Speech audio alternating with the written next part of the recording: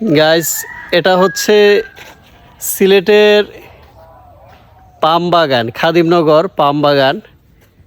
বিশাল বিশাল বড় পাম বাগান এটি।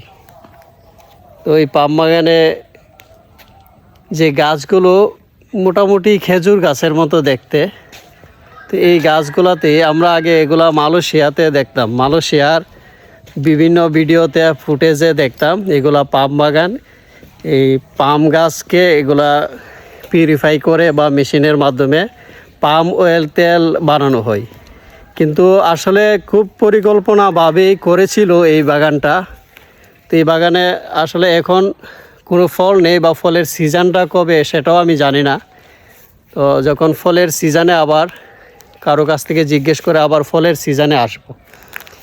কিন্তু এই পাম বাগানটা আমি যতটুকু জানি যে এখন পরিত্যক্ত অবস্থায় আছে। কারণ হচ্ছে এখানে পাম উৎপাদন এবং পিউরিফাই করে পাম অয়েল তৈরি করার যে প্রসেস, সেই প্রসেসটা এখন এই বাংলাদেশে নেই। এই জন্য হয়তো এই পাম বাগানটা পরিত্যক্ত অবস্থায় আছে। আপনারা এসে ঘুরে যাবেন, ভালো লাগবে। ধন্যবাদ।